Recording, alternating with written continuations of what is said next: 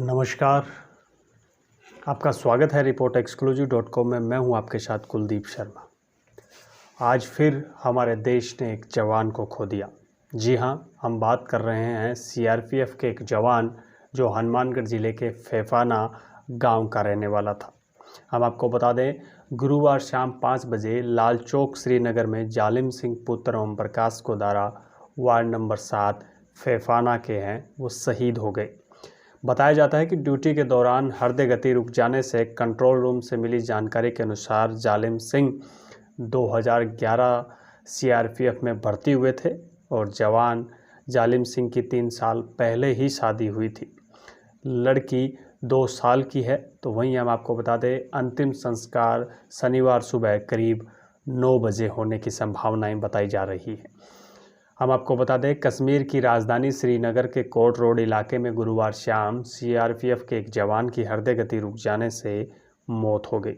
CRPF के एक अधिकारी ने समाचार एजेंसी केडीसी को बताया कि सीआरपीएफ के F-132 बटालियन के जालिम सिंह के रूप में पहचाने जाने वाले सैनिक को दिल का दौरा पड़ने के बाद SMHS अस्पताल में भर्ती करवाया गया। हालांकि डॉक्टरों ने आने पर उसे मृत घोषित कर दिया। अधिकारी ने कहा कि सैनिक के शव को पोस्टमार्टम के बाद उसे गृह नगर भेज दिया जाएगा।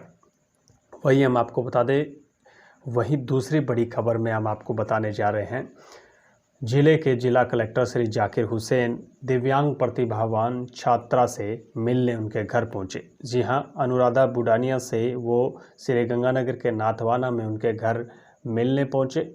हाथ पैर और कमर से पूरी तरह दिव्यांग है अनुराधा, और जो इसके बावजूद भी 12वीं क्लास में 85% अंक लाकर एक रात में इन्होंने बता दिया था अभी अगर हौसला हो तो कुछ भी किया जा सकता है। बालिका प्रोत्साहन पुरस्कार भी उन्होंने अभी प्राप्त किया था। शिक्षा विभाग की ओर से आयोजित कार्यक्रम में उनकी माँ जो है उसी लड़की को, दिव्यांग लड़की को गोद में उठाकर लेकर आई थी, जो खबरें काफ़ी चर्चित रही हैं। 10वीं क्लास में भी इस अनुराधा ने 78% से ज़्यादा अंक प्राप्त किए हैं। तो वहीं हम आपको बता दें, कुछ दिन पहले जिला कलेक्टर जाकिर हुसैन को फ़ोन पर मिलने के लिए इस दिव्यांग लड़की ने इच्छा जताई थी और उसी के बाद छात्रा से मिलने जो है जिला कलेक्टर उनके फ़ोन को स्वीकार किया, उनके आमंत्रण को स्वीकार किया और सीधे उनके घर पहुंचे। वही हम आपको बता दें, जिला कलेक्टर ने अपनी तरफ से एक रेडियो भेंट किया है और 2 किताबें भेंट की हैं। उन 2 किताबों में से एक किताब महात्मा गांधी और दूसरी किताब स्वामी केशवानंद पर लिखी बताई गई है। तो वहीं हम आपको बता दें, दिव्यांग बालिका जो है अनुराधा जो है आईएएस बनना चाहती है। पिता की मई 2020 में मृत्यु हो गई थी। उसके बाद से उसकी माँ ही जो दोनों भाई बहनों का ख्याल रखती हैं। हम आपको ये भी ज़रूरी चीज़ बता दें भी इसमें सिर्फ अनुराधा अकेले ही दिव्यांग नहीं है, उनका एक भाई है वो भी दिव्यांग ही है। जिला कलेक्टर ने जन सहयोग से बालिका को इलेक्ट्रिक ट्राईसाइकिल भी दिलवाने के निर्देश दिए हैं। वहीं हम आपको बता दें, संगरिया एसडीएम ने जन सहयोग से 50,000 रुपये जो है वो की राशि भी दिव्यांग अनुराधा को दी थी।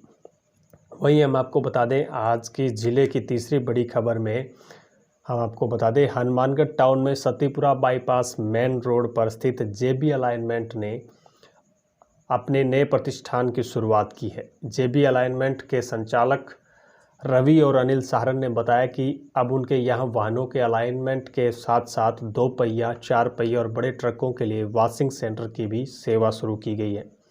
वॉशिंग सेंटर संचालक सहयोगी सुभाष महिया ने बताया कि यहाँ हर प्रकार के वाहनों की वॉशिंग करने का कार्य तसल्ली से किया जाता है। तो वहीं हम आपको चौथी और बड़ी अहम खबर की ओर ले चलते हैं, जिस खबर को लेकर आपको बेसब्री से इंतज़ार था। काफ़ी दिनों से हमें काफ़ी मैसेजेस प्राप्त हुए थे और काफ़ी ऐसे कमेंट्स भी हमें मिले थे जिन पर हम लगातार कार्य कर रहे हैं। बात कर रहे हैं हम अहम खबर जो गोलूवाला की है। गोलूवाला में ब्यूटी पार्लर संचालिका की मौत की गुत्थी की राज अभी तक सुलझ नहीं पाई है। 3 मार्च को आधी रात यानी करीबन 1 बजे के करीब उन्हें जलाकर उन्हें मार दिया गया। उसके बाद से पुलिस जो है लगातार इस मामले में 2 दर्जन से ज़्यादा लोगों से पूछताछ कर चुकी है, लेकिन अभी भी उनके हाथ में कोई क्ल्यू नहीं आया है। वहीं हम आपको बता दें, आज पहली बार पुलिस ने ये साफ तौर पर मान लिया है कि उनके हाथ अभी भी कोई भी अहम सुराग नहीं लगा है, जिसके दम पर वो इस मामले का पूरा खुलासा कर सकते हैं। ये हैरानजनक बात है कि पुलिस खुद मान रही है कि उनके पास ऐसा कुछ अभी उन्हें प्राप्त नहीं हुआ है जिसके आधार पर वो सीधे तौर पर पहुंच सके। हालांकि हमारे सूत्रों के अनुसार उनके पास अभी भी 4 जने आधिकारिक तौर पर राउंड अप है। उनमें एक नाम जो है वही नाम है जो एफआईआर में नामजद है। उसके अलावा 3 में से एक जो है मृतका का भाई भी पुलिस ने उनको राउंड अप कर रखा है। बताया जा रहा है भी मृतका के भाई का भी सहयोग जो है वो कहीं ना कहीं सामने है, जिसकी वजह से पुलिस ने उसके भाई को भी राउंड अप किया है। उसी के साथ 2 अन्य लोगों को भी राउंड अप किया है। उसके अलावा अगर बात करें पूछताछ को लेकर, तो पुलिस 2 दर्जन से ज़्यादा लोगों से इस मामले में पूछताछ कर चुकी है। उसमें से काफ़ी महिलाएं भी शामिल है। और हम आपको बता दें, 2 दर्जन लोगों से पूछताछ और कुछ महिलाओं से पूछताछ के बावजूद भी पुलिस किसी नतीजे पर पहुंच नहीं पाई है। और यही कारण है भी आज काफ़ी दिन बीत जाने के बाद भी पुलिस के हाथ जो है इस मामले में खाली है। पुलिस लगातार जो है प्रयास कर रही है, लेकिन आज जिस प्रकार से पुलिस का एक बयान सामने आया है जिसमें उन्होंने साफ तौर पर ये माना है कि उनके हाथ में अभी तक ऐसा कोई क्ल्यू नहीं लगा है, तो इससे साफ है भी ये मामला अभी और लंबा चलने वाला है। अभी हालांकि एक सोशल मीडिया पर एक मैसेज वायरल हुआ है जिसमें बताया गया है कि जो मृतका थी वो फाइनेंस किया करती थी, लेकिन उनके ऊपर भी एक लोन या फाइनेंस की रकम बकाया थी, जिसको लेकर एक जो है उनके खिलाफ जो है चेक अनादरण का मुकदमा जो है पीलीभंगा कोर्ट में चल भी रहा है। बताया जा रहा है भी इस मामले को भी पुलिस जोड़कर जिसने चेक अनादरण का केस लगाया था उससे भी पूछताछ के लिए बुला सकती है, ऐसा एक आशंका जताई गई है एक ग्रुप में मैसेज के बाद। तो वही हम आपको बता दें, जब से लगातार ये हत्या हुई है उसके बाद से अलग अलग तरीके की बातें सामने आती रही है। कभी परिचितों पर कुछ संदेह के दायरे बढ़े हैं, तो कभी अन्य लोगों पर भी बढ़ाए गए। हालांकि कॉल डिटेल खंगालने के बाद काफ़ी ऐसे नाम आए थे जो लगातार उनके संपर्क में थे या लगातार बार बार उनसे बातें हो रही थी। पुलिस अपने हर कदम को फूंक फूंक कर रख रही है, क्योंकि पुलिस के सामने सबसे बड़ी चुनौती यही है भी किसी तरीके से जो ब्यूटी पार्लर संचालिका की हत्या की जो गुत्थी है उसे सुलझा लिया जाए। लेकिन सबसे बड़ी जिम्मेदारी पुलिस के कंधों पर इस बात की भी है भी हत्या की गुत्थी सुलझाने में इतनी सावधानी रखी जाए भी किसी निर्दोष व्यक्ति को फंसने से भी बचाया जा सके।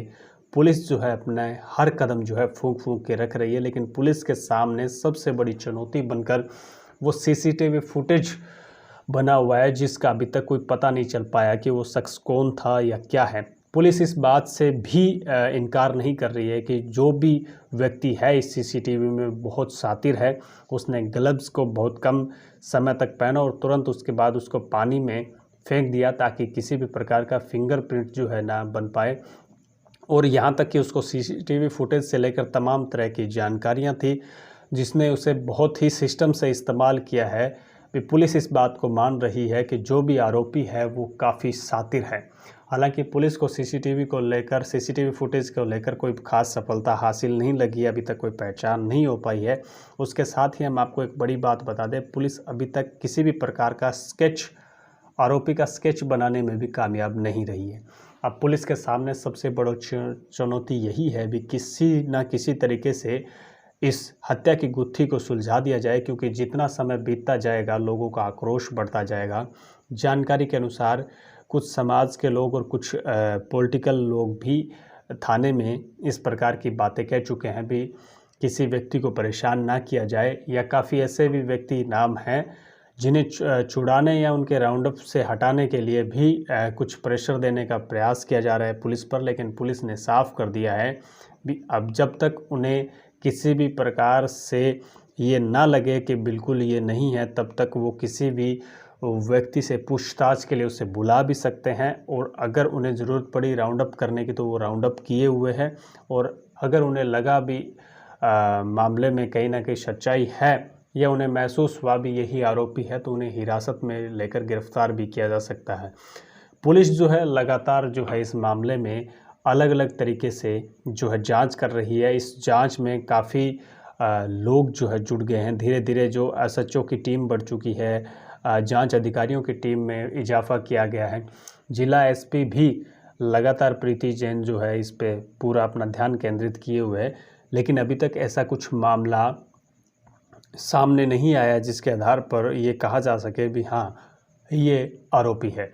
पुलिस के सामने हम बार बार कह रहे हैं बड़ी चुनौती है, निर्दोष ना फंस जाए और आरोपी बच ना जाए, इसकी बड़ी चुनौती है। लगातार हमारी खबरें पाने के लिए आप हमें फेसबुक पे देख रहे हैं तो हमें फॉलो कीजिए। आप अगर हमें यूट्यूब पे देख रहे हैं तो हमारे चैनल को सब्सक्राइब कीजिए, बेल आइकन का बटन दबाइए और लगातार आपको ताज़ा तरीन खबरें मिलती रहेंगी।